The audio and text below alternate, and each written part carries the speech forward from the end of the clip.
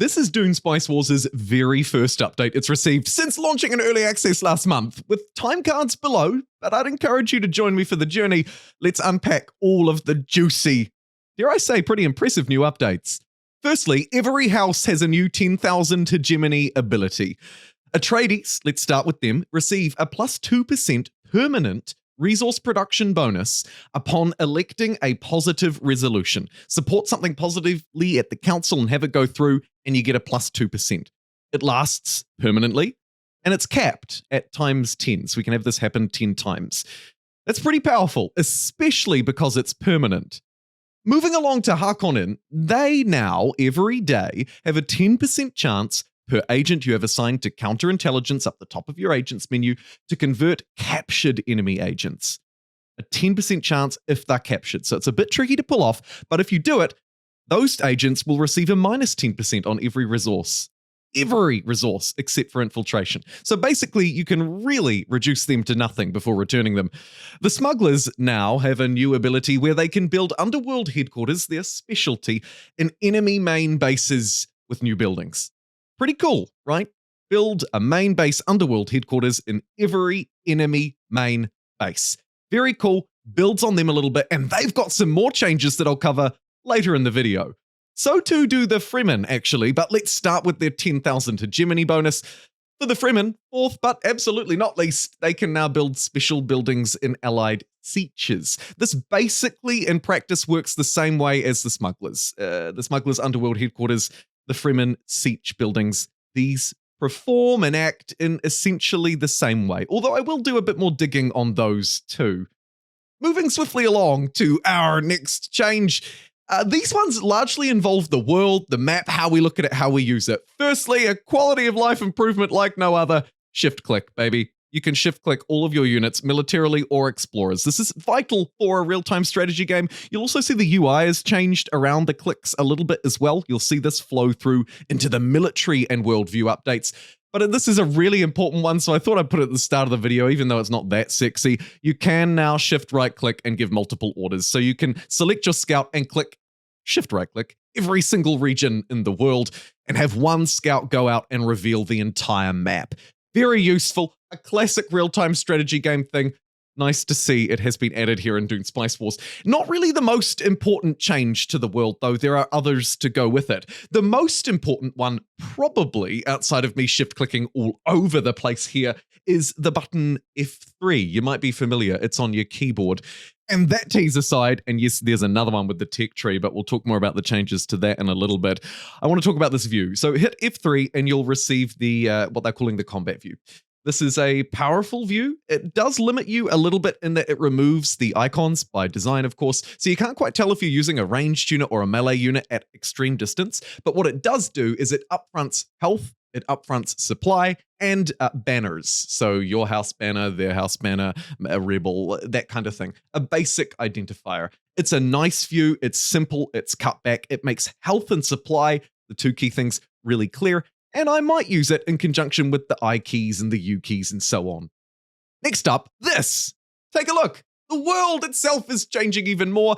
This one is a little bit less impactful on your overall game experience, but should help to add more diversity to the world of Dune Spice Wars. Before we really delve into some of the beefier changes later on, it's important to note two regions. The first one you saw is called White Rift, again, a special region with a special feature. And lastly here, you can see the Acid Lake. Same thing, extra hegemony, extra things to discover, and a more diversified world map. It can never, in my opinion, be a bad thing, especially if it's built in line with the theme and the world, the story that Dune is trying to tell. To round out this section, some more really nice world building, UI, quality of life improvements. Drones now beep boop, love it. New click feedback for actions associated with colors, nice, you will have seen a few of those already, but crucially, auto pause when opening menus. This can be turned off or on in the game options, so don't worry, RTS maxis, you can turn this off. But this is important. No more do you need to manage it. If a menu opens, the game will pause. Nice. They also added the option to remove those perhaps pesky communication requests. I don't mind them, but the option is there, and it rounds out to a pretty impressive list of additional changes for this first patch. However, there are more gameplay changes, crucially, to unpack. So why don't we just jump straight in and do that? The Smugglers have received a buff, but everybody has too. Take a look at this new village constructible, the Investment Office. This little booger at 4 gold upkeep and 4 plastic gives you a really unique resource. Investing in local infrastructure can bring great rewards, plus 2 stacks of the village's trait. An interesting one to unpack, and I will do it a little bit more, but nice that we have this here to build on the uniqueness of our villages, just that little bit extra. The smugglers themselves, though, as I was saying at the start of this section, see more of a broad change to them. They're, in particular, underworld headquarters.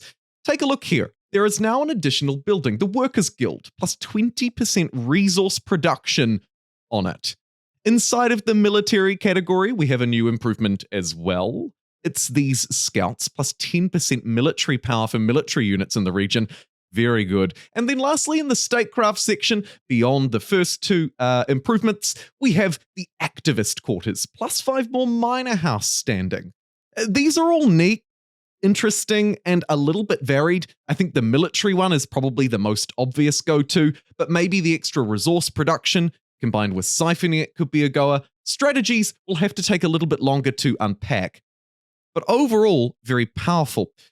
And a little love letter to you, Fremen. You now have the development advanced thumpers, so go you. Moving along, though, to perhaps something more important, units. Units have received some changes, some buffs, some tweaks.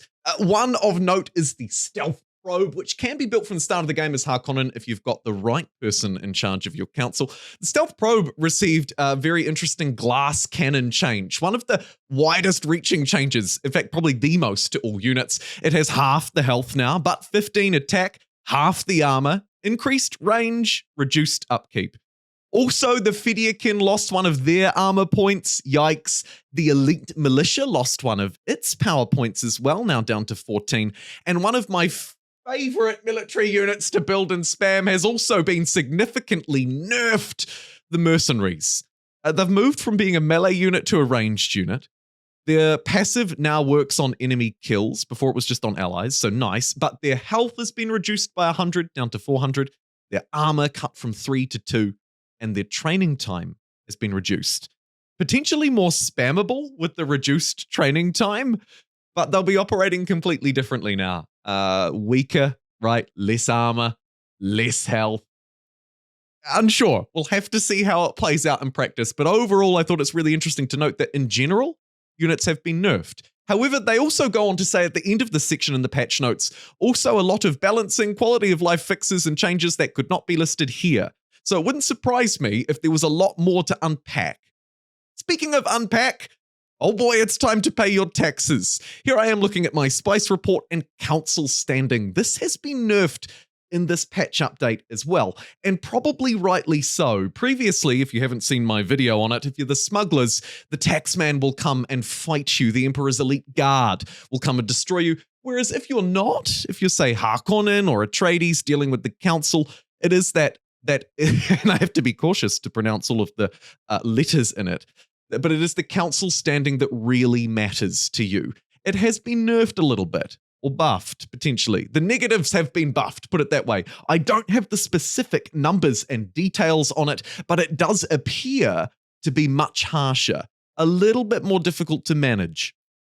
We'll unpack that in live streams as we move through, but what's important to note here as well is that the tech tree, the tech development tree, has received some updates, particularly this bottom right-hand side. You'll see a few things have slotted off or came about, maybe less extra plastic from advanced engineering, for example, completely disappeared. Some of the other yields from some of the later technologies have either disappeared or been slightly replaced. It will vary, of course, by the house that you're playing on, so I'd need to sit down a little bit more and play through and check all of the unique ones. But overall, this tree has been reshaped and slightly rebalanced and reworked, and that's as part of a broader rebalancing, reworking of much of the game. Let me take you through just a few of the important changes that were added that are broadly associated as fixes or new adjustments. But some of I'm doing massive air quotes because some of these things are very, very strong and powerful indeed. Firstly, under this reworks section, the big one was that load and save game menus are easier to work through custom names. Brilliant. But actually, I would argue that there are a lot more exciting things buried in this section. As I've already said, the economic development tree rework was one of those things. However, there are others that should help improve our gameplay. Worm riding has been made cleaner and more fluid. It happens in a smoother process, less janky, more defined. Sandworm effects as well have also been changed. Combat drugs, those Harkonnen operations that let their units live forever, that's been scaled down a little bit. You should run into that perhaps a little less. One of the other things that they're targeting as well is AI targeting balance. Some of the balances around the AI. I expect this will come through a little bit later in the piece, but I should note, alongside targeting balance, they've also tweaked the stockpiling spice, so the AI should do that less often. They've improved the AI's reconnaissance abilities, so little changes in here that could potentially be very large indeed. Some other things that I won't dwell on, but they will matter. The Hegemony victory has been upped to 30,000. This used to be at 25,000, so it's not quite a 20% increase, but nearly. This will do a few things, but most importantly, of course, it will stretch out the overall time span of the game. The Hegemony victory is the only one that you can just sort of fall into without really trying as much. Although, of course, if you want to achieve it, you'll still have to try.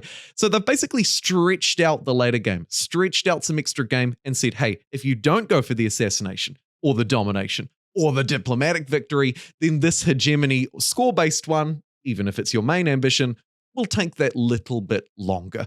A few other things around vibrations, craft workshops, infiltrator buff that unit, dealing 40 power on its first hit. A few other fixes and improvements, again, I won't dwell on, but there'll be a link below if you'd like to jump in and take a closer look at what this patch update has to offer. Finally, as I say, I won't talk about each and every little fix, but what I would like to talk about is the broader direction and what we know is coming in the next patch update. Firstly, on broader directions and then next updates, I think this sets a really impressive stance. A very impressive stance. Now, I'm no expert, but the level of thought, the level of community feedback that's gone into this through their Discord and through reaching out, the level of consideration, and when you plot that all against what's got to be said as a fairly small team of a relatively indie game, color me impressed. Seriously, what a brilliant first update. And part of the reason why it might be such a brilliant first update is because of what they signaled is coming next. It could actually be paving the way for Dune Spice Wars' multiplayer. And whether you're a multiplayer player or interested in the single experience, that doesn't really matter. Even maidenless folk, I think, should be excited about the multiplayer update. I'll quote them because I don't want to accidentally spread any wrong information. They say, community update number 1 is now live. That's this one. With this update, we've made a number of changes based entirely on feedback and suggestions from our players since launch, bringing a ton of new content, reworks, bug fixes, and more to the game, quote, ahead of our next major update, multiplayer, exclamation mark, end quote. There you go. That's pretty exciting news. This one setting the scene for an additional update. We should probably expect the next update to look a little bit like this one in terms of changes to the game, reworks, bug fixes, new content. But they've also signaled the next major update. Take note of that major word as well, a little caveat there, that multiplayer will come through. Very exciting. I am super keen to see the direction that they take this update and future updates, bearing in mind that all of this now potentially has a little bit more of a microscope on it. Does it work in multiplayer? Will it hold? Will it be balanced? Time will tell. Thank you very much for watching. I'd now like to offer a little bit of a conclusion. Lots of people ask for these, and I think in videos where you have a lot of information flowing at you, it's probably useful. So, Dune Spice Wars' first community update, the first real patch update for this game outside of minor tweaks, delivered many key things. Firstly, an additional 10,000 hegemony bonus to each of the 4 in-game houses, the civs, if you will, that we play as. Atreides get a permanent production bonus for passing positive resolutions. Harkonnen can convert captured agents and make them useless, in fact even worse. Smugglers can now build underworld headquarters and enemy main bases with new buildings, and the Fremen can build special buildings in allied sieges. Combine all of that with overall improvements to the game itself. Unit actions be queued and glued, I suppose, with the shift right-click function. The combat view comes in with F3, showing us our health and our supply and stripping everything else away. The world receives multiple new regions and beep-booping drones. The combat drone of the Harkonnen, I'm referencing, of course, which has been turned into a little bit more of a glass cannon, alongside other changes to the game's military units that largely restricted some power from those who were especially strong. The Fedaykin lost a little armor. The elite militia lost a little bit of strength, and the mercenaries lost some armor and health as well. Overall, we have additional gameplay features, most notably as the smugglers, but as everybody else. Council standing punishes us a little bit more, and some things have been reworked, most notably perhaps the economic development tech tree, further units, the save and load screen, and last but absolutely not least, we're gearing up for multiplayer in the next update. Thank you very much for watching. My name has been Jumbo Pixel, and I will see you for more Dune Spice Wars next time.